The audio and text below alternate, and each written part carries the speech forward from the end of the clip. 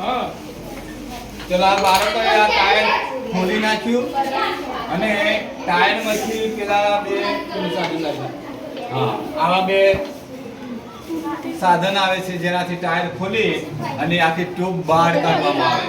શું કરવાનું? આખી ટ્યુબ બહાર અને કોનાથી બોલ્ટ ખોલવાના છે.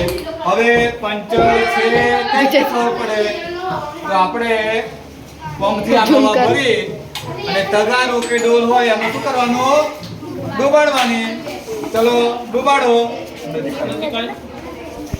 ચલો આમ વારા ફરતી ફરતી આપણે આ રીતે ડૂબાડતું જવાનું. ઉપર આવી જોઈએ પાણી હા ચલો અહીંયા પાણીના પરપોટા બહાર નીકળે છે એનો અર્થ છે કે ત્યાં પંચર થયું છે, કઈ કાંટો ગમે તે લાગી ગયું છે. કેમ પાણીના પરપોટા બહાર નીકળ્યા? વિજ્ઞાન છે આમાં. એમાંથી હવા બહાર આવે છે એટલે પાણીના પરપોટા થાય છે. હવે ત્યાં આપણે પેનથી નિશાની કરી દેવાની. શું કરવાનું? પેનથી આપણે નિશાની કરીએ એટલે જ્યારે હવા કાઢી નાખીએ એટલે ખબર પડે કે આ જગ્યાએ પંચર હતું. ચાલુ શું વાત છે? ઘણું સારું નહીં? હા તમે ઘરે કરો છો આવું પંચર? ઘેર જાતે જ કરો? હા સરસ યાર. જો આ છોકરાઓ ઘરે જ પંચર કરે છે. પંચર કરવું હોય તો આમાં શું વસ્તુ જોઈએ? ચલો આપણે ઘરે પંચર કરવું હોય તો બે પાના જોઈએ, પછી સોલ્યુશન 2, પછી બસ આટલું જ.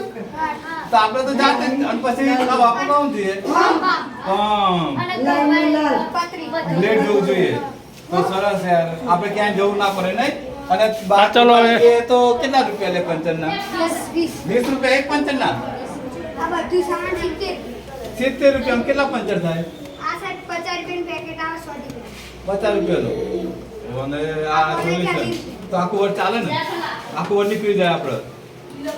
સરસ. ચલો નજીકથી આપણે જાતે આવી રીતે પંચર કરીને ચલો ઘસો પતરી. ઘસો કઈ રીતે પંચર બનાવવાનું શીખડાવેડો બધા જોજો. તમે જાતે આપણે આ ઘરે કરવાનું છે. ખોટા દુકાનમાં 20 રૂપિયા આપી દેવા, બધો હેરી લઈ જવાનું. તમે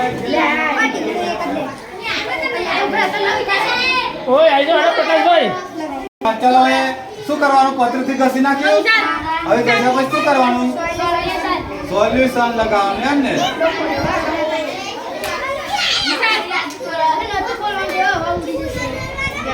એને ઉકાવા દેવાનું. ફૂંક પાડીને ઉકાવા દેવાનું થોડું.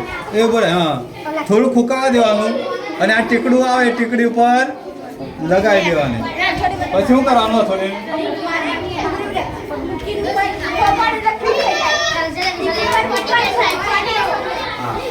પથ્થર તૂટી જાય. એ પથ્થર હા એ લાકડા જેવું હોય ને લાકડા પર મૂકે થોડું ટીપવાનું.